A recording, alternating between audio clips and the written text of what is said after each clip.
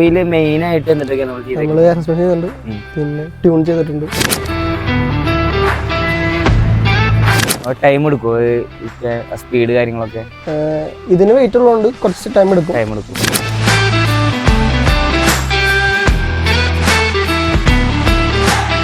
Air ഇത് drop ചെയ്തിടുമ്പോൾ tyres camera ആയി പോകുന്നു. പിന്നെ ഇതിന്റെ ലോറിയും എന്തൊക്കെ പാരാമീറ്റേഴ്സ് നമ്മൾ എടുക്കുന്നത്, അതായത് നമ്മുടെ ലോറാമ് കാര്യങ്ങളൊക്കെ. അപ്പോൾ ഒരു ജർമ്മൻ കാർ ഉപയോഗിച്ച് ഒരു JDM കാർക്ക് വരുമ്പോൾ അതിന്റെ ഡിഫറൻസ് ശരിക്കും ഫീൽ ചെയ്യുന്നുണ്ടോ? അപ്പൊ നമ്മൾ ഈ ഹൈറ്റിൽ പോയാലും ബാക്ക് ടയർ ഓൾറെഡി ക്യാമറ ആയിരിക്കും. പിന്നെ ഫ്രണ്ടിൽ ലോഡ് തന്നെ ഉണ്ട്, കുറച്ച് ക്യാമറ ആയതുകൊണ്ട് തന്നെ ഇതായി നിൽക്കുന്നത് പോയിക്കൊണ്ടിരിക്കും. ശരിക്കും ബാങ്കർ കിറ്റ് എന്ന് പറഞ്ഞാൽ എന്താണ് ഉദ്ദേശിക്കുന്നത്?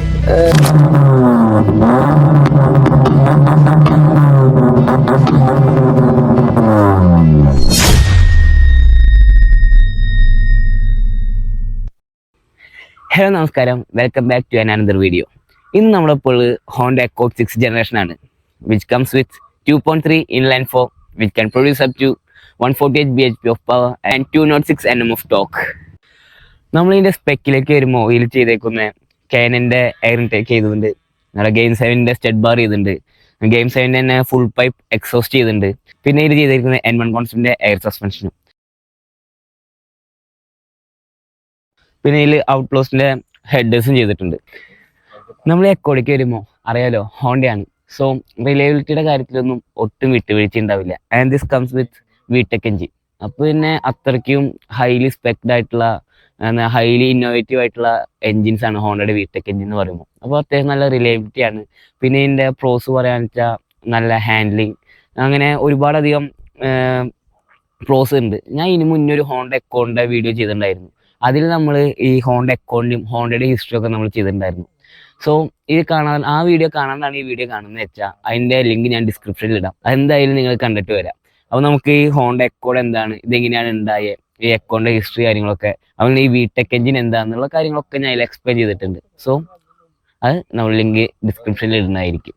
പിന്നെ ഇതിൻ്റെ കോൺസ് പറയാന്ന് വെച്ചാൽ പെട്ടെന്ന് ഇതിൻ്റെ സീറ്റിൻ്റെ എപ്പോസ്ട്രി, അതുപോലെ തന്നെ ഡാഷ്ബോർഡൊക്കെ പെട്ടെന്ന് ഫെയ്ഡ് ആവാം, അങ്ങനെ ഇത്തിരി ഇഷ്യൂസൊക്കെ വരുന്നുണ്ട്.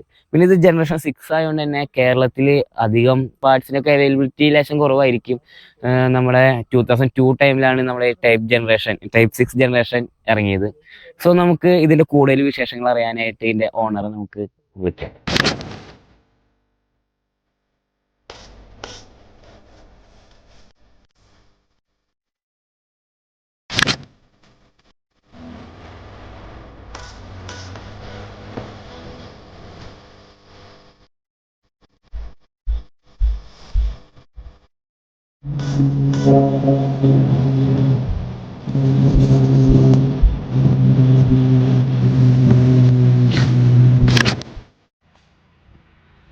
ഹലോ, ബ്രോനൊന്ന് ഇൻട്രൊഡ്യൂസ് ചെയ്തോ. അക്ഷയ്, എനിക്ക് ഇതന്നെ അക്കോഡ്. പിന്നെ നമുക്ക് ഷോപ്പുണ്ട് ഔട്ട്ലോസ് എന്ന് പറഞ്ഞിട്ട്, നമ്മൾ വർക്ക് ചെയ്യണത് പെർഫോമൻസ് ട്യൂൺ മെയിനിങ് ആയിട്ട് നോക്കുന്നത് ചെയ്യുന്നത്. അപ്പോൾ ബ്രോ ഈ വണ്ടി എടുത്തിട്ട് എത്ര നാളെ? 2 വർഷം ഉണ്ടോ വണ്ടി എടുത്ത്? 2 വർഷം. 6 മാസം പിന്നെ പണിത് 1.5 വർഷത്തോളം എടുത്തു പണിയാനായിട്ട്. അപ്പൊ ഇതില് മെയിൻ ആയിട്ട് എന്തൊക്കെയാണ് നമ്മള് സസ്പെൻഷൻ ചെയ്തിട്ടുണ്ട്, പിന്നെ ട്യൂൺ ചെയ്തിട്ടുണ്ട്. സ്റ്റേജ് 1 അല്ല, banker kit separate picky back വെച്ചിട്ട് ചെയ്തതാണ്. പിന്നെ ഫുൾ സ്റ്റെക്ക് സിസ്റ്റം. ഓക്കെ, അതാണ് മെയിൻ ആയിട്ട് ചെയ്തേക്കുന്നത്. പ്രൊഫൈൽ വരുമ്പോൾ നമ്മൾ എന്തൊക്കെയാണ് ചെയ്തേക്കുന്നത്? ഹെഡ്ലൈറ്റ് എല്ലാം ടിൻറ്റ് ചെയ്തു, പിന്നെ നമ്മുടെ ഗ്രില്ല് മൊത്തം മെഷ് ചെയ്തു. മെഷ് ചെയ്ത് ഗെയിം 7 തന്നെ. ഓക്കെ, പിന്നെ നമ്മള് എഞ്ചിൻ ബേക്ക് വരുമ്പോ എഞ്ചിൻ ബേയിൽ ഞാൻ സ്റ്റഡ് ബാർ ഗെയിം 7ന്റെ എന്തൊക്കെയാണ്? പിന്നെ ഹെഡേഴ്സ് ചെയ്തത് നമ്മൾ തന്നെ. പിന്നെ ഇൻടേക്ക് പൈപ്പിംഗ് ഗെയിം 7 തന്നെ, കാനൻ എയർ ഫിൽറ്റർ അപെക്സ് ആയിരുന്നു, അത് പോയിട്ട് ഇപ്പൊ ഓർഡർ ചെയ്തിട്ടുണ്ട്. ഓക്കെ, പിന്നെ ഗെയിം 7 തന്നെ ഡൗൺ പൈപ്പ് ഗെയിം 7 തന്നെ. പിന്നെ അവർ തന്നെ ബാങ്കർ കിറ്റും. ഓക്കെ, പിന്നെ പ്ലഗ്സ് ഒക്കെ റേഡിയം പ്ലഗ്സ്. ഓ, ഇനി ഫ്യൂച്ചറിൽ അപ്ഡേറ്റ്സ് നമ്മൾ ഇൻടേക്കിന്റെ മൊത്തം സെറ്റപ്പ് ചെയ്യുന്നുണ്ട്. പിന്നെ എല്ലാ ഡിസ്ട്രിബ്യൂട്ടറിൽ നിന്നുള്ള എല്ലാ ഇലക്ട്രിക്കൽസും കുറച്ചുകൂടി പവർ കൂടിയിട്ട് ഇഞ്ചക്ടേഴ്സ് മാറ്റുന്നുണ്ട്, പോർട്ട് ചെയ്യുന്നുണ്ട് എഞ്ചിൻ. ഓക്കെ, അങ്ങനെ അടുത്ത പ്ലാൻ പതിയെ അങ്ങനെ ഇതിന്റെ മാക്സിമം ഉപയോഗിക്കുക, എഞ്ചിന് മാക്സിമം ഔട്ട്പുട്ട് ഓക്കെ, ഇത് വരുന്നത് 2.3 VTEC ഇൻലൈൻ 4. ഓക്കെ, ഇപ്പോൾ സൈഡ് പ്രൊഫൈൽ വരുമ്പോൾ എന്തൊക്കെയാണ് ചെയ്തിരിക്കുന്നത്? മെയിൻ ആയിട്ടുള്ളത് എയർ സസ്പെൻഷൻ തന്നെ, പിന്നെ എലോയ്സ് ചെയ്തിട്ടുണ്ട്. പിന്നെ സൈഡിൽ സ്കേർട്ടിങ് കാര്യങ്ങളും ചെയ്ത് അതൊക്കെ സ്റ്റോക്ക് തന്നെ. സ്റ്റോക്ക് തന്നെ. സ്റ്റോക്കിലാണ് അപ്പൊ ഇനിയും നമുക്ക് പുതിയ സ്കേർട്ടിങ് കാര്യങ്ങളും ഇല്ല, വണ്ടി ഇതിൽ തന്നെ. ഫ്രണ്ടിൽ ചെറിയ സ്കേർട്ട് ഇടയും, അല്ലാണ്ട് വേറെ ഒന്നുമില്ല. ഓക്കെ, ഇതുപോലെ പക്ക സ്റ്റോക്ക് ലുക്കില്. അപ്പൊ നമ്മൾ കമ്പനി വന്ന സ്കേർട്ട് തന്നെയാണ് സൈഡില്. പിന്നെ സൈഡില് പ്രത്യേകിച്ച് പറയാൻ മാത്രം ടിൻഡിങ് മാത്രമേ ഉള്ളൂ, വേറെ ഒന്നും. ക്ലീൻ സ്പെക്കിലാണ്. ഇതൊക്കെ OEM പാർട്ട് തന്നെയാണ്. അത് ഒക്കെ ഇതില് ഒന്നും വേറെ മാറ്റിയിട്ടില്ല, വേറെ ഒന്നും മാറ്റിയിട്ടില്ല. ഇതെല്ലാം OEM തന്നെ. അപ്പൊ ഇത് എടുത്തപ്പോ എവിടുന്നാണ് എടുത്തത്? ഞാൻ എടുത്തത് എറണാകുളത്താണ്. വണ്ടി തിരുവനന്തപുരത്തായിരുന്നു. ഓണർ തിരുവനന്തപുരത്തായിരുന്നു. പുള്ളി സ്റ്റേ ചെയ്യണത് എറണാകുളത്തായിരുന്നു. ഞാൻ ഓൾറെഡി ഇതിന് വേറൊരു വണ്ടി നോക്കാൻ വേണ്ടി പോയതാണ്. അവിടെ പോയപ്പോ ആ വണ്ടി ഭയങ്കര ഷോക്കായിട്ട് ഡിപ്രഷൻ അടിച്ച് ചത്തിട്ട് വരായിരുന്നു. അപ്പൊ തന്നെ OLX നോക്കി, അപ്പൊ തന്നെ ഇട്ടുണ്ടായുള്ളൂ. അപ്പൊ തന്നെ ആള് വിളിച്ചു, വന്ന വഴിക്ക് തന്നെ അവിടെ കയറി വണ്ടി നോക്കിയപ്പോ വണ്ടിയിൽ ഭേദം വെച്ച് നോക്കിയപ്പോ ഇതായിരുന്നു. അപ്പൊ തന്നെ ആൾക്ക് അഡ്വാൻസ് കൊടുത്തു. പിറ്റേ ദിവസം ക്ലാസ്സിൽ പോണ വഴിക്ക് എടുത്തിട്ട് പോകുന്നു. ഞാൻ പഠിച്ചായിരുന്നു എറണാകുളത്ത്. കോളേജിൽ പോണ വഴിക്ക് തന്നെ പോയിട്ട് എടുത്തിട്ട് തിരിച്ചു പോകും. അപ്പൊ ഇത് കിട്ടിയപ്പോ പക്കാ സ്റ്റോക്കായിരുന്നു, ഫുൾ സ്റ്റോക്ക്. ആ പക്കാ സ്റ്റോക്കായിരുന്നു. നമ്മൾ എടുത്ത് ബിൽഡ് ചെയ്ത് ഫുള്ളും എല്ലാം ബിൽഡ് ചെയ്ത് എല്ലാം നേരത്തെ നോക്കി വെച്ചിട്ടുണ്ടായിരുന്നു നമുക്ക് ചെയ്യാനുള്ളത്. അതിന്റെ ബ്രേക്സിന്റെ അവിടെ അപ്ഡേറ്റും കാര്യങ്ങളും ചെയ്തു? ഇല്ല, അത് ചെയ്യാനുള്ളത് നിൽക്കുന്നുണ്ട്. കിട്ടിയിട്ടില്ല എന്നുള്ളത്. നമ്മുടെ PC വ്യത്യാസമുണ്ട് നമുക്ക്. നമ്മുടെ 4 114 ആണ് അത്. ഇവിടെ നമ്മുടെ വണ്ടിക്ക് വന്നതൊക്കെ ഈ സിഡിയ, എലൻട്ര, പിന്നെ സെന്ന 800, ഒമിനി, ആ ടൈപ്പ് വണ്ടിക്ക് മാത്രമേ ഉള്ളൂ. അതിന്റെ കുറച്ച് കഷ്ടപ്പാടുണ്ടായിരുന്നു. ഇല കിട്ടാൻ അതിനായിരുന്നു കഷ്ടപ്പാട്. ഈ ഇലയ്ക്ക് വേണ്ടി 6 മാസം ഞങ്ങൾ വെയിറ്റ് ചെയ്തിട്ട് കിട്ടിയതാണ്. 17 ഇഞ്ച്. പ്രൊഫൈൽ വരുമ്പോ ബാക്കില് കാര്യമായിട്ട് നമ്മളൊന്നും ചെയ്തിട്ടില്ല. ബാക്ക് ഫുൾ ടിന്റ് ചെയ്തു, സ്റ്റിക്കേഴ്സ് അടിച്ചു നമ്മുടെ ഷോപ്പിന്റെ ഗെയിംസ് എന്നോടൊക്കെ അതിന്റെ ഒക്കെ. പിന്നെ മെയിനായിട്ട് എക്സോസ്റ്റ് എത്ര ഇഞ്ചിന്റെ? ഇത് നമുക്ക് ഔട്ട് വന്നത് 4 ഇഞ്ചും ഇന്നർ വന്നത് 5.5 ഇഞ്ചും. ഓക്കെ, അപ്പൊ ഇതിന് എല്ലാം കൂടി എത്ര കോസ്റ്റ് ആയി മൊത്തം ബിൽഡ് ചെയ്യാനോ? അത് പറഞ്ഞപ്പോ പ്രശ്നമാവും. നമുക്കൊരു അറൗണ്ട് ഒരു 10,000 താഴെ മൊത്തം. ഓക്കെ, അപ്പൊ നമുക്ക് ഓരോതിന്റെ പ്രൈസ് സെപ്പറേറ്റ് ആയിട്ട് പറയാം. അല്ല, ഇത് ബിൽഡ് ചെയ്യാനായിട്ട് ആഗ്രഹമുള്ളവര്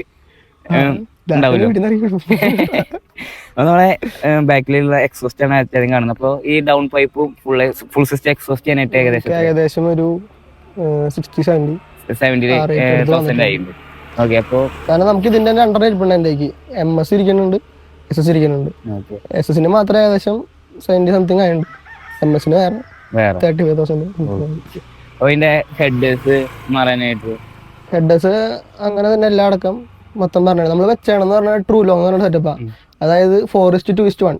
നമ്മുടെ ഇവിടെ ഇപ്പൊ ഇറക്കണം എന്ന് പറഞ്ഞു കഴിഞ്ഞാൽ 4:2:1 ഷോർട്ടാ, അധികം ലെങ്ത് ഉണ്ടാവില്ല. നമ്മള് ചെയ്താണെന്ന് പറഞ്ഞാൽ നമ്മുടെ ഏകദേശം വണ്ടിയുടെ ഒരു ഭാഗം വരെ നമ്മുടെ 2 സെറ്റപ്പ് വന്നിട്ടുണ്ട്. അങ്ങനെ ട്രൂ ലോങ് ആയിരിക്കും. അത് കുറച്ചുകൂടി സൗണ്ട് ഉള്ളായിരിക്കും, അഗ്രഷൻ ഉള്ളായിരിക്കും വണ്ടിക്ക്. ആ ഒരു സെറ്റപ്പിലാണ് നമ്മൾ ഈ ഹെഡേഴ്സ് ചെയ്തതാണ്. അങ്ങനെ നോക്കിയിട്ടാണ് ഹെഡേഴ്സ് എടുത്തത്. പിന്നെ സ്ട്രേറ്റ് പൈപ്പ് SSL അടിച്ചെടുത്തു. പിന്നെ നമ്മളെ എയർ ഫിൽറ്റർ കാര്യങ്ങളൊക്കെ മാറാനായിട്ട് ഏകദേശം അപ്പെക്സി ആയിരുന്നു. അപ്പെക്സി ഇപ്പോ എന്റെ ഹീറ്റ് അടിച്ചിട്ട് ചുങ്ങി പോയിരിക്കുക. ഇതിപ്പോ തൽക്കാലത്തേക്ക് വെച്ചാണ് നമ്മുടെ KNN അറൗണ്ട് ഒരു 2,000 കണ്ടുള്ളൂ. റെപ്ലിക്കാണ്. അപ്പെക്സി വാങ്ങിച്ചത് 10 രൂപയ്ക്കായിരുന്നു. 10K ഏകദേശമായി. പിന്നെ ഇൻടേക്ക് പൈപ്പിങ് 12 രൂപ മൊത്തം ചെയ്തെടുക്കാനായിട്ട്.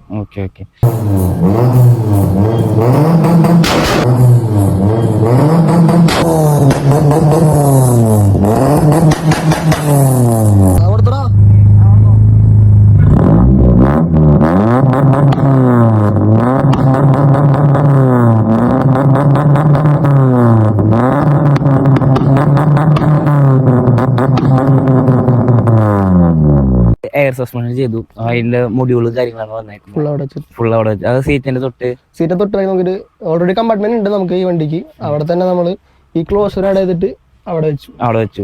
അപ്പോ നമുക്ക് ഞാൻ കേട്ടിട്ടുണ്ട് എയർ സസ്പെൻഷൻ ചെയ്യുമ്പോൾ ഇഷ്ടമുള്ള കൺസോൾ ചെയ്യാന്നുള്ളത്.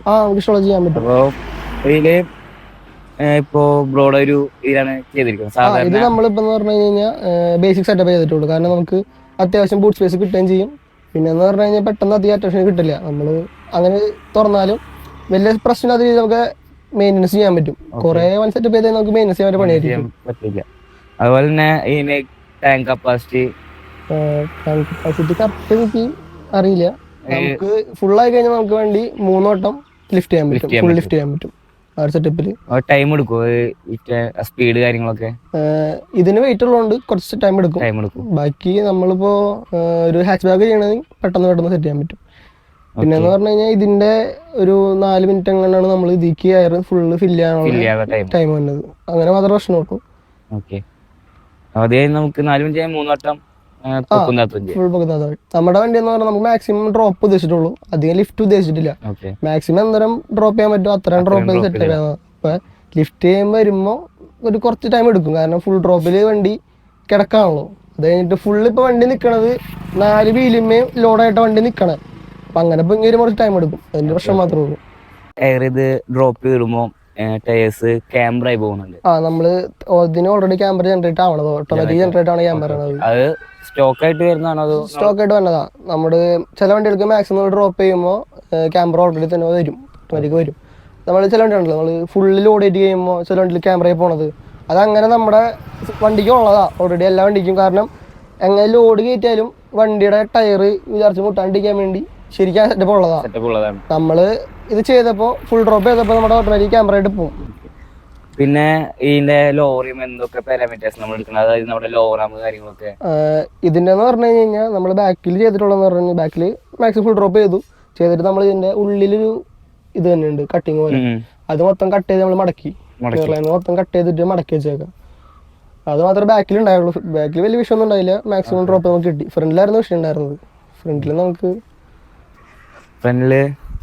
ഇതിന്റെ ഡ്രോപ്പ് നമുക്ക് ആദ്യം ഇത്ര ഉണ്ടായുള്ളൂ, ഈ ലെവലിൽ ഡ്രോപ്പ് ഉണ്ടായുള്ളൂ. കാരണം ഇതിന്റെ അപ്പുറം വന്നിട്ട് ബാഗ് മേടിക്കായിരുന്നു നമുക്ക്. അപ്പൊ ഞങ്ങൾ ആദ്യം വേറെ അപ്പുറം കിട്ടാൻ നോക്കി, പക്ഷെ ഇതിന്റെ അപ്പുറം ദിവസം കിട്ടാവുള്ളൂ. വേറെ ഒറ്റ വണ്ടിക്ക് വിഷയമില്ല, ടൈപ്പ് 2 ആയാലും ടൈപ്പ് 3 ആയാലും ഒരു കുഴപ്പമില്ല, മൊത്തം ഡ്രോപ്പ് കിട്ടും നമുക്ക്.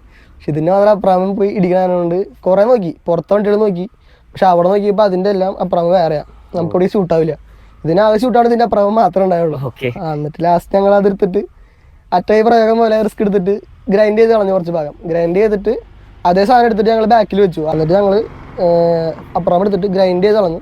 എന്നിട്ട് ആ പീസ് തന്നെ എടുത്തിട്ട് ഞങ്ങൾ അപ്പുറം ബാക്കിൽ വെച്ചു. എന്നിട്ട് അത് നമുക്കിത് കാസ്റ്റ് വേണം, അത് വെൽഡ് ചെയ്യാൻ സ്ഥലം ഉണ്ടായില്ല, അത് വേറെ പ്രശ്നമായിരുന്നു. ആ സാധനം എടുത്തിട്ട് ഫുള്ള് കാസ്റ്റ് ഓൺ വെൽഡ് ചെയ്തിട്ട് ഞങ്ങൾ മറ്റേ നമ്മൾ ഈ ഷിപ്പിനൊക്കെ അടിക്കണുണ്ടല്ലോ അണ്ടർ വാട്ടർ ബോഡി, ആ കോട്ടടിച്ചു. അങ്ങനെ വെച്ചാണത്. ആ ഒരു ടാസ്ക് ആയിരുന്നു ഏറ്റവും കൂടുതൽ. ഒരു ഏകദേശം അതിന് വേണ്ടി മാത്രം 3-4 മാസം ഞങ്ങൾ ഇതിന്റെ പിന്നാലെ നടന്നു. ഞാനും എന്നോണ്ട് നസ്മിനോട് കുറെ നടന്നു പോയി. എന്നോളവൻ ആളെ കൂടുതലും ഇതിനുവേണ്ടി അന്വേഷിച്ച് നടന്നതിന്റെ പിന്നാലെ നടന്നത്. അവനുണ്ടായിരുന്നു സാധനം മാക്സിമം ഡ്രോപ്പ് ചെയ്യണം എന്നുള്ളൊരു ഇത്. അപ്പോ ഇത് എപ്പോഴാണ് നമ്മള് ഫുള്ള് പണി കഴിച്ച് ഇറക്കിയത്? നമ്മള് കഴിഞ്ഞ വർഷം ലാസ്റ്റ് ഒരു സമയപ്പോ ഫുള്ള് കഴിഞ്ഞിറക്കി, നവംബർ. ഓക്കെ, അപ്പൊ ഞാൻ ഈ അടുത്തൊരു വീഡിയോ കണ്ടിട്ടുണ്ടായിരുന്നു, അത് എയർ ചെയ്ത് ഇറക്കിയാണ് ഈ എടുത്ത് ഇറങ്ങിയ. അത് നമ്മൾ പറഞ്ഞ എയർ ചെയ്തിട്ട് നമ്മൾ മാർച്ചിൽ എയർ ചെയ്തു, മൊത്തം എയർ ചെയ്തു. കഴിഞ്ഞ മാർച്ചിൽ ഫുൾ എയർ ചെയ്തിട്ട് ഞാൻ പറഞ്ഞില്ല ഫ്രണ്ടിൽ ഡ്രോപ്പ് ഇട്ടാനായിട്ട് അതിന്റെ പിന്നെ മൊത്തം അതിന്റെ അന്വേഷണത്തിലായിരുന്നു. അത് ഞാൻ ഷോപ്പിൽ കൊണ്ടുപോയി.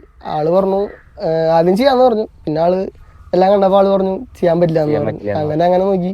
പിന്നെ ഞങ്ങൾക്ക് വേറെ പ്രശ്നം എന്ന് പറഞ്ഞു കഴിഞ്ഞാൽ ഇത് സ്റ്റോക്കുമ്പോൾ ചെയ്ത് കഴിഞ്ഞാൽ നമുക്ക് പിന്നെ വേറെ പാർട്സ് എടുത്ത് വെക്കാൻ പറ്റില്ല എന്നതിനെ പറ്റിയാലും. പിന്നെ ഇതിന്റെ അപ്പുറം വേറെ തപ്പേണ്ട ആവശ്യം വന്നു. അതങ്ങനെ 2 മാസം സാധനം കിട്ടാൻ വേണ്ടി എടുത്തു. അപ്പുറം സെക്കൻഡ് സ്ക്രാപ്പ് യാർഡിൽ പോയിട്ട് ഒപ്പിച്ച് ഞങ്ങൾ മുംബൈയിൽ നിന്ന് എടുത്തു. ഞങ്ങൾ എന്നിട്ട് ലാസ്റ്റ് അവിടെ നിന്ന് വന്നു, അത് കൊണ്ടുപോയിട്ട് എല്ലാ ഷോപ്പിലും കയറി ഒരു വർഷമായി. ലാസ്റ്റ് അവിടെ തന്നെ വെൽഡർ അവിടെ കണ്ടുപിടിച്ചിട്ട് ആളെന്നെ ചെയ്ത് തരാന്ന് പറഞ്ഞു.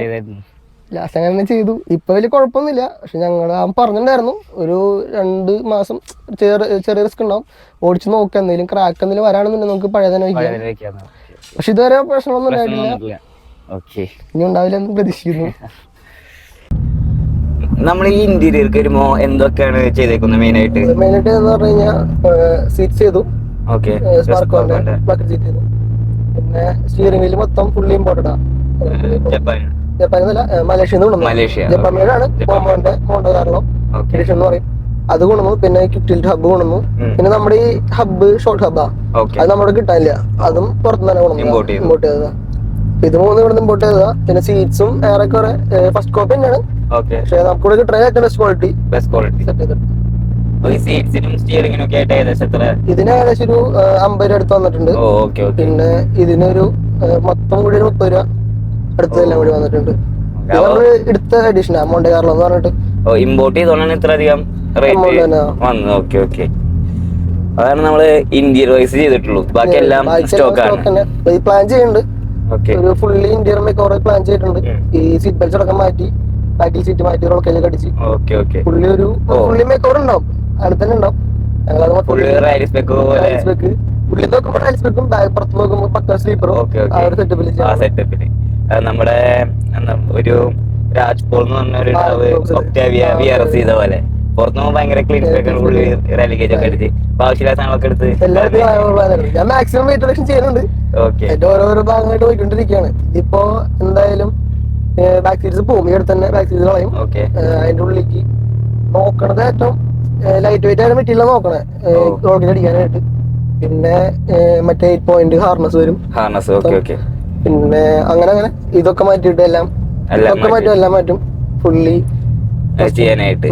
ഓക്കെ, അപ്പൊ നമ്മള് ചെയ്യണനുസരിച്ച് അപ്ഗ്രേഡ്സ്, ബ്രേക്സ് കാര്യങ്ങളൊക്കെ എല്ലാം അപ്ഗ്രേഡ് ചെയ്യണം. ടെർബോയും കാര്യങ്ങളൊക്കെ ടെർബോ ചെയ്യാൻ പ്ലാനില്ല. നമ്മള് ഈ എഞ്ചിന്റെ മാക്സിമം ഔട്ട്പുട്ട് എടുക്കാം, എന്നിട്ട് അതിന്റെ ഉള്ളിൽ നിന്ന് വേറെ എഞ്ചിൻ സ്വാപ്പ് ചെയ്യാന്നുള്ളത്. നമ്മൾ ഇതില് ടെർബോ ചെയ്താലും നമുക്ക് അതിന് ഗെയിൻ കിട്ടില്ല. അന്വേഷിച്ചായിരുന്നു. നമുക്ക് ഇതില് മാക്സിമം ഉള്ള ഗെയിൻ എന്ന് പറഞ്ഞാലും കൂടി പോയി ഒരു 40 മാക്സിമം കിട്ടുള്ളൂ. 40 HP ഇങ്ങനെ കിട്ടുള്ളൂ. എങ്ങനെയൊക്കെ നമ്മള് ഫുൾ പുള്ള് ചെയ്താലും അത് ഇതൊക്കെ കിട്ടുള്ളൂ നമുക്ക്. അങ്ങനെ അതുകൊണ്ട് ഞാൻ പ്ലാൻ ചെയ്തത് നേരെ ഇതിന്റെ മാക്സിമം പൊട്ടൻഷ്യല് പോർട്ട് ചെയ്യാ. മാക്സിമം എങ്ങനെയാണോ അതൊക്കെ ചെയ്തിട്ട് നേരെ എഞ്ചിൻ സ്വാപ്പ് ചെയ്യാം. K24 അങ്ങനെ അതിൽ തന്നെ ഹോണ്ടയുടെ തന്നെ നോക്കാനുള്ള പ്ലാൻ. അതാവുമ്പോ നമുക്ക് റിലയബിൾ ആണ്, റിലയബിൾ ആണ് ആ ഒരു ഇതിൽ മാത്രം. അപ്പോ ഇതിന് മുന്നേ ഈ നമ്മുടെ എക്കോണിന് മുന്നേ ഏത് കാറാണ് യൂസ് ചെയ്തിട്ടുണ്ടായിരുന്നു? ഇതിന് പോളോ ഉണ്ടായിരുന്നു 1.5 TDI ഫുള്ളി ബാഗ് ചെയ്തിട്ട് സ്കേർട്ടൊക്കെ ചെയ്തൊരു പോളോ. അതെന്ന് പറഞ്ഞു കഴിഞ്ഞാൽ അതെടുത്ത് ഞാൻ അറൗണ്ട് ഒരു 2019 എടുത്തു. ഒരു വർഷം സ്റ്റോക്ക് ആയിട്ട് തന്നെ ഉപയോഗിച്ചു. അത് കഴിഞ്ഞിട്ട് നേരെ തിരിച്ചു. പിന്നെ നമ്മുടെ തൃശ്ശൂർ മോട്ടോർ ഷോ ഉണ്ടായില്ലേ, അന്നാണ് ശരിക്കും ഈ ഒരു കോൺസെപ്റ്റ് വിളിക്ക് വരുന്നത്. എയർ ചെയ്യണം അങ്ങനെ ഒരു വൈബില് വന്നത്. അങ്ങനെ വന്നു കഴിഞ്ഞപ്പോ തന്നെ ഞാൻ അന്വേഷിച്ചായിരുന്നു എവിടെയൊക്കെ ചെയ്യാന്ന്. അപ്പൊ കിട്ടിയ ഷോപ്സ് എന്ന് പറഞ്ഞ ഓട്ടോ ബാഗ്സ്, Q ഫാക്ടറി, അവരൊക്കെയായിരുന്നു. പിന്നെ എനിക്ക് അതിൽ ഏറ്റവും കൂടുതൽ ട്രസ്റ്റഡ് ആയിട്ട് തോന്നിയത് എന്റെ പേഴ്സണൽ ഒപ്പീനിയൻ ആണ്. എല്ലാവരും പിന്നെ ഞാൻ പറയില്ല, എന്റെ പേഴ്സണൽ ഒപ്പീനിയനിൽ എനിക്ക് ട്രസ്റ്റഡ് ആവാൻ തന്നെയായിരുന്നു.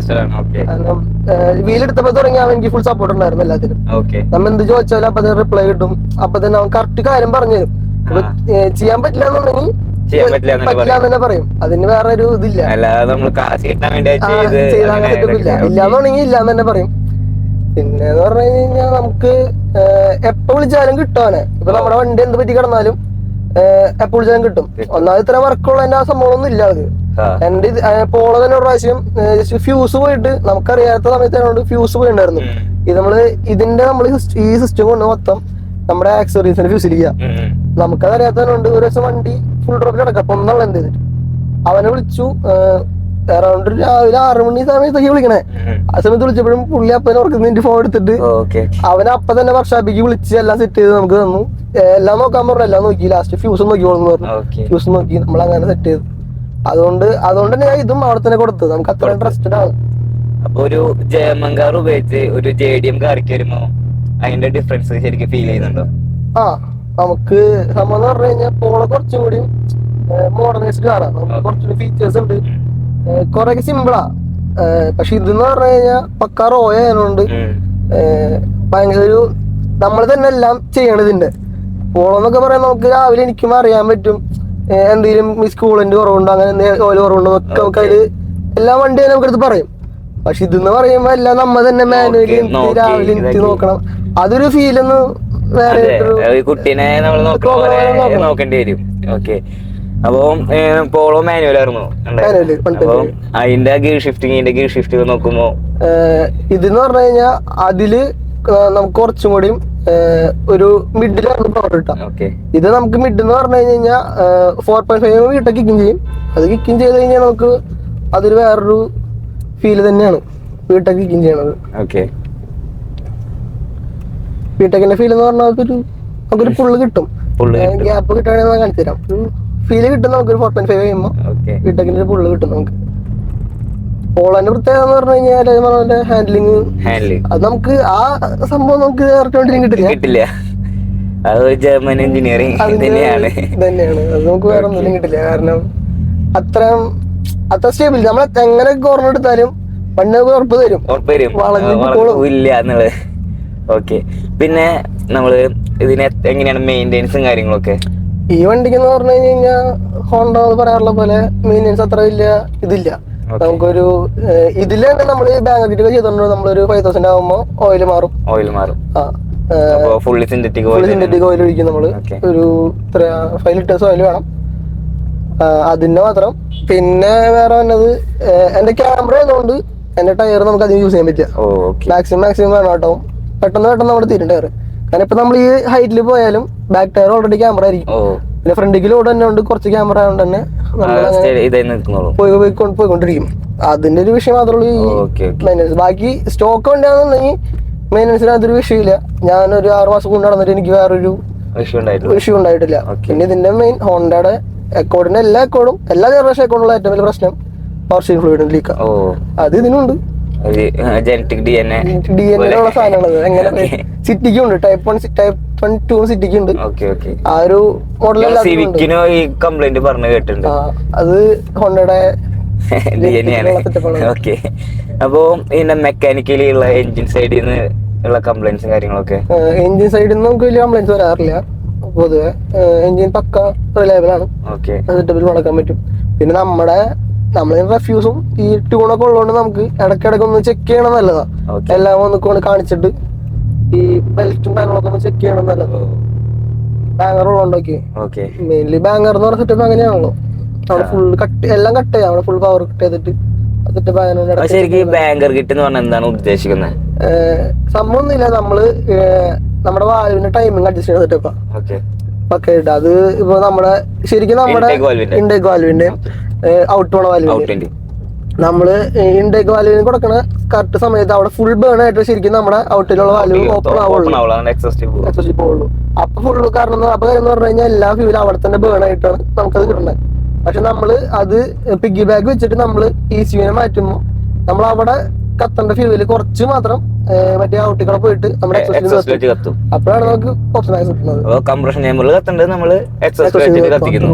അതാണ് ഈ ബാങ്കർ കിറ്റ് ഉദ്ദേശിക്കുന്നത്. നമുക്കിപ്പോ അതില് ECU അഡ്ജസ്റ്റ് ചെയ്യാന്ന് മാത്രമാണ് നമ്മൾ ഓരോ ബാങ്കർ കിറ്റിലും അഡ്ജസ്റ്റ് ചെയ്ത് മാറ്റണത്. ഇപ്പൊ ട്യൂൺ എന്ന് പറഞ്ഞാൽ അങ്ങനെയാണ്. നമ്മള് കട്ട് ചെയ്യണ ഈ ഗ്യാപ്പ് ഉണ്ടല്ലോ, ആ ഗ്യാപ്പിന് എന്തോരം നമ്മൾ ടൈം കൊടുക്കണം, അതുപോലെ നമ്മൾ ട്യൂൺ മാറിക്കൊണ്ടിരിക്കും. പാർട്സിന്റെ അവൈലബിലിറ്റി കാര്യങ്ങളൊക്കെ എങ്ങനെയാണ്? പാർട്സ് അവൈലബിലിറ്റി ഷോക്കാണ്. ഞാൻ പറഞ്ഞു നേരത്തെ അപ്രാമനാണ് ഞങ്ങള് ഒരു 2.5 മാസം വെയിറ്റ് ചെയ്യേണ്ടി. പിന്നെ ഇപ്പോ ഇത് വണ്ടി ഒന്ന് തട്ടിയായിരുന്നു, ഒരാൾ വന്നിട്ട് ഇങ്ങോട്ട് ഇടിച്ചിട്ട് ആ ഒരു വിഷയത്തിലായിരുന്നു. അതിന് തന്നെ ഞങ്ങളിവിടുന്ന് നേരിട്ട് പാളയം പോയിട്ട് സംഭവം എടുക്കുക. ഫെൻഡേഴ്സും ഹെഡ്ലൈറ്റ്സ് ഇപ്പോഴും ആ സൈഡില് നമുക്ക് നല്ലത് കിട്ടിയിട്ടില്ല. അന്വേഷിച്ചോണ്ടിരിക്കുക. ഇപ്പൊ ഡെപ്പോന്റെ ഇറങ്ങുന്നുണ്ടെന്ന് പറഞ്ഞു. ഇവിടെ വന്ന് തുടങ്ങി കഴിഞ്ഞു കഴിഞ്ഞാൽ നമുക്ക് എടുക്കാനുള്ളത്. ഇപ്പോഴാണ് ഇതിന്റെ തോന്നുന്നു കുറച്ചുകൂടി പാർട്സ് കൂടുതൽ കിട്ടി തുടങ്ങിയത്. ഞാൻ ബിൽഡ് ചെയ്യുന്ന സമയത്ത് നമുക്ക് റെഫറൻസ് എടുക്കാൻ വണ്ടികളൊന്നും ഉണ്ടായില്ല. ഒറ്റ വണ്ടിയും ഫസ്റ്റ് ടൈമാണ് ഹോണ്ട അക്കോർഡ് ടൈപ്പ് 6 ജനറേഷൻ 6 കാണുന്നത്. ജനറേഷൻ 7ഉം 8 ഒക്കെ ഒരുപാടുണ്ട്. പക്ഷെ നമുക്ക് ഈ സാധനം റെഫറൻസ് ഒക്കെ ഒന്നും ഉണ്ടായില്ല ഞങ്ങൾക്ക്. ഞാൻ വണ്ടി എടുക്കണമെന്ന് പറഞ്ഞാൽ നമുക്ക് അഭിരാം എന്ന് പറഞ്ഞൊരു ആളുണ്ട്, ഫ്രണ്ട്. ഞങ്ങൾ എടുത്ത് കഴിഞ്ഞാൽ പരിചയപ്പെട്ടതാ. ആൾക്ക് ഇങ്ങനത്തെ ഇതുണ്ട്, N6 ഉണ്ട്. അത് ബ്ലൂ കളർ. അത് കുറച്ച് പണിതിട്ടുണ്ട്. അത് കണ്ടിട്ടാണ് ഞാൻ ഇതിലേക്ക് വന്നത് തന്നെ. ഞാൻ ആദ്യം നോക്കിയിരുന്നത് കോംപ്രസർ ആയിരുന്നു ബെൻസിന്റെ. അത് നോക്കിയിട്ട് അതായിരുന്നു മെയിൻ ആയിട്ടാ. പിന്നെ ഞാൻ നോക്കിയപ്പോ അത് അത്യാവശ്യം ഇപ്പൊ എല്ലാരും പണിയുന്നുണ്ട്, നടക്കുന്നുണ്ട്. അങ്ങനെ നോക്കി റയർ നോക്കി വന്നപ്പോഴാണ് ഞാൻ ആളുടെ ഇൻസ്റ്റയില് ഈ വണ്ടി കാണുന്നത്. ഈ വണ്ടി കണ്ടിട്ട് അങ്ങനെ ഞങ്ങൾ സെറ്റപ്പ് ചെയ്തു. ഞാൻ അന്വേഷിച്ചു, അപ്പൊ കിട്ടാണ്ടായില്ല. അപ്പഴാ പറഞ്ഞ ആലപ്പുഴ വണ്ടി നോക്കാൻ പോയി. അത് പറഞ്ഞു കഴിഞ്ഞാൽ വൻ ഷോ എന്ന് പറഞ്ഞ ഷോ ആയിരുന്നു. അത് കഥ തന്നെയാ.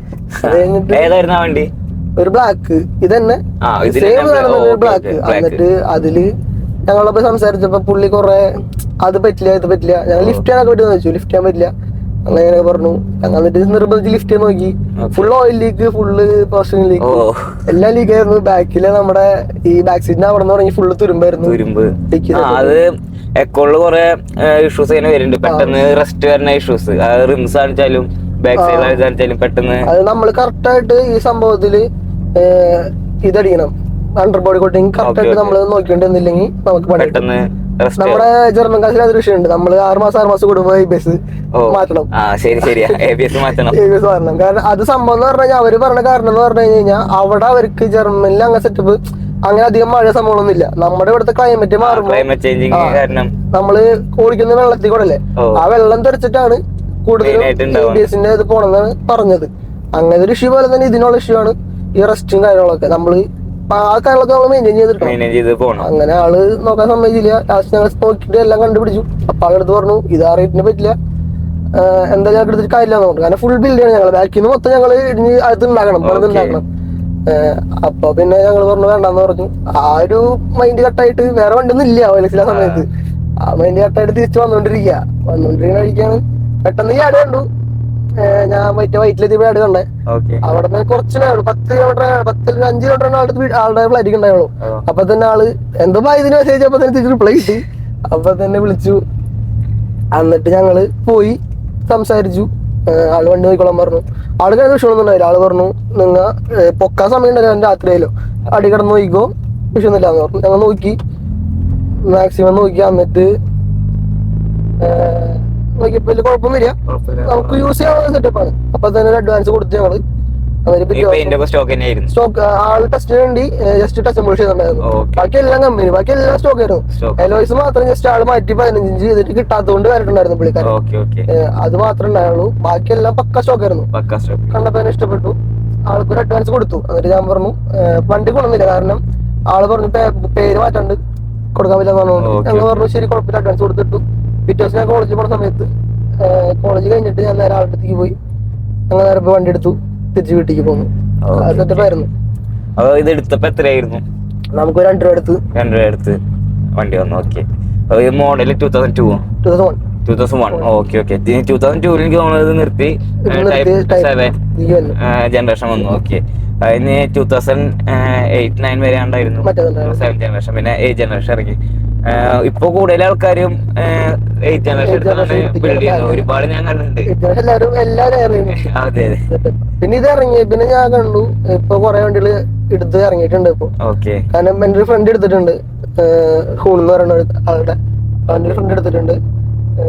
പിന്നെ നമ്മുടെ സാമറൈക്കാരൻ കണ്ടു പറഞ്ഞ ബിൽഡ് ചെയ്യുന്നുണ്ട്.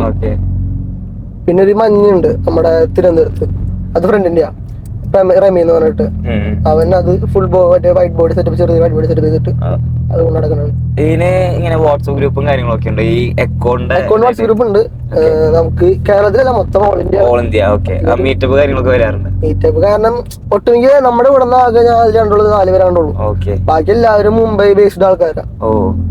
നമുക്ക് അങ്ങനെ ഒരു മീറ്റപ്പ് പോസിബിൾ അല്ല. അപ്പൊ ഇതല്ലാണ്ട് സെക്കൻഡറി കാർ ആയിട്ട് വീട്ടില് ഇപ്പൊ ഒന്നുമില്ല. എനിക്ക് ഉണ്ടായിരുന്ന ഒരു സെൻ ഉണ്ടായിരുന്നു. സെൻ എടുത്ത് നമ്മള് പെർഫോമൻസ് ആയിട്ട് 1.3 എടുത്ത് വെച്ചിട്ട് അത് ചെറിയൊരു വള്ളി കിട്ടി. അതിന്റെ ഒരു ഇതില് ചെയ്യാൻ പറ്റിയില്ല. അങ്ങനെ അത് മാറ്റി. ഇപ്പൊ അടുത്തോളം നോക്കണം ഞാൻ എന്തായാലും. അടുത്തോളം എടുത്തിട്ട് സ്റ്റോക്കിനോടൊക്കെയല്ല, ഒരു സെൻ എടുത്തിട്ട് 1.3 സ്വാപ്പ് ചെയ്തിട്ട് പെർഫോമൻസ് ഡെയിലി സെറ്റപ്പ് യൂസ് ചെയ്തിട്ട്. ഓക്കെ, പിന്നെ നമ്മൾ ഈ വണ്ടിക്ക് പിന്നെ വരുമ്പോ പിന്നെ മൈലേജ് കാര്യങ്ങളൊക്കെ ശരിക്കും ചോദിക്കാൻ പാടില്ല. ബട്ട് നമ്മുടെ കേരളത്തിൽ വെച്ച് നോക്കുമ്പോൾ നമ്മളൊരു ലംബോർഗിനി കൊണ്ടുവന്നാലും ആൾക്കാർ നോക്കി എത്ര മൈലേജ് കിട്ടുന്നത്, അത് ആ ചോദ്യം തന്നെ ഞാനും ചോദിക്കുന്നത്. എത്ര മൈലേജ് കിട്ടും? കൂടി പോയി 4-5. 4-5. കഴിയുമ്പോ പെട്രോൾ അടിക്കുക അങ്ങനെ കൊണ്ടുനടക്കാം. നമുക്കിത് ഒരു പാഷൻ, അത് മാത്രമേ നടക്കാൻ പറ്റുള്ളൂ. ഡെയിലിക്ക് നമുക്ക് ഒരിക്കലും ഇങ്ങനെ നടക്കാൻ പറ്റില്ല. ഒന്നാമതായാലും നമ്മുടെ അടുത്ത് പോലീസുകാര്.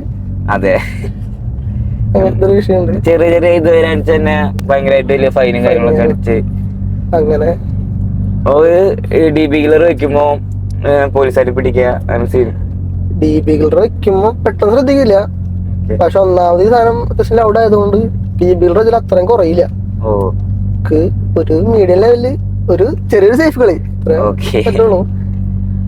വാലട്രോണിക് ചെയ്യണതിനെ കുറിച്ച് എന്താണ് അഭിപ്രായം? വാലട്രോണിക് ചെയ്യണമെന്ന് പറഞ്ഞാൽ നമുക്ക് സത്യം പറഞ്ഞ പെർഫോമൻസിന് വലിയ ഗെയിൻ കിട്ടില്ല. കാരണം ഓൾറെഡി നമ്മൾ ക്ലോസ്ഡ് വാൽവ് ഉപയോഗിക്കണേ. പിന്നെ എന്ന് പറഞ്ഞു കഴിഞ്ഞാൽ വാലട്രോണിക് ഉപയോഗിക്കുന്നത് എഞ്ചിന് ഭയങ്കര മോശം. കാരണം നമ്മൾ അത്ര ഓപ്പൺ കൊടുത്തിട്ട് നമ്മൾ പെട്ടെന്ന് അടയ്ക്കുക ചെയ്യാം. അങ്ങനെ വരുമ്പോ ഒക്കെ എഞ്ചിന് അത്യാവശ്യം മോശമാണ് അത്. അതുകൊണ്ട് തന്നെയാണ് വാലട്രോണിക് നോക്കാത്തതും. പിന്നെ നമുക്ക് അധികം ഗെയിൻ ആയി വാലട്രോണിക് കിട്ടില്ല. നമ്മള് എക്സോസ്റ്റ് ചെയ്യാന്ന് പറഞ്ഞു കഴിഞ്ഞാൽ സൗണ്ട് മാത്രമല്ല, നമുക്കൊരു പെർഫോമൻസ് ഗെയിൻ വേണമല്ലോ. അതുകൊണ്ട് അങ്ങനെ നോക്കിയിട്ടാണ് വാലട്രോണിക് ചെയ്യാണ്ട് തന്നെ ചെയ്തത് സിസ്റ്റം. ഓക്കെ,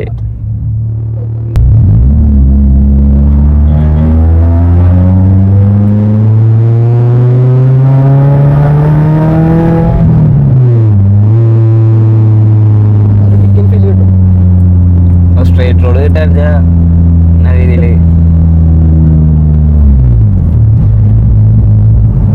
നമുക്ക് ഈ വണ്ടി കൊണ്ട് തന്നെ റഷ് ചെയ്യാനും പറ്റില്ല. അപ്പോൾ ഇത് തന്നെയാണ് നമ്മളെ ഇന്നത്തെ വീഡിയോ എന്ന് പറയുമ്പോൾ. ഒരുപാട് അധികം കാസിനെ കുറിച്ച് നമ്മൾ സംസാരിച്ചു, ഈ വണ്ടിനെ കുറിച്ച് കുറേ സംസാരിച്ചു. അപ്പോൾ നമുക്ക് ഈ വണ്ടി സെറ്റ് തന്ന ബ്രോയ്ക്ക് താങ്ക്സ്. നമ്മൾ ഇപ്പോൾ സ്റ്റാർട്ടിങ് ആയതുകൊണ്ട് ഒരുപാട് വണ്ടികൾ കിട്ടാനായിട്ടുള്ള സാധ്യത ഭയങ്കര കുറവാണ്. ഇപ്പൊ പിന്നെയും ആൾക്കാർ ഇപ്പൊ കമന്റ് ബോക്സിൽ വന്നിട്ട് ഇങ്ങനെ ഇത് ചെയ്യാം, വണ്ടി തരാം എന്ന് പറയുന്നുണ്ട്. പക്ഷെ എന്നാലും ഭയങ്കരമായിട്ട് കുറവാണ് കിട്ടാനുള്ള ഇത്. അപ്പോൾ എല്ലാവർക്കും വീഡിയോ ഇഷ്ടപ്പെട്ടെന്ന് വിചാരിക്കുന്നു. അതുപോലെ തന്നെ ബ്രോയുടെ ഷോപ്പിന്റെ ഡീറ്റെയിൽസ് കാര്യങ്ങളൊക്കെ ഞാൻ അടിയിൽ ഡിസ്ക്രിപ്ഷൻ ബോക്സിൽ ഇടാം. അതുപോലെ നമ്മൾ മുന്നേ ഒരു അക്കൗണ്ട് വീഡിയോ ചെയ്തിട്ടുണ്ട്. അതിലാണ് നമ്മൾ ഇതിന്റെ ഫുള്ള് ഹിസ്റ്ററി കാര്യങ്ങൾ, എന്താണ് ഈ VTEC എഞ്ചിൻ, അതിന് മുന്നേ ഇറക്കിയ ടെക്നോളജി കാര്യങ്ങളൊക്കെ കൂടുതലും നമ്മൾ ഡിസ്കസ് ചെയ്ത ആ വീഡിയോസിലാണ്. സോ ആ വീഡിയോ കാണാൻ ശ്രമിക്കാം. അപ്പോൾ സൈൻ അപ്പ്.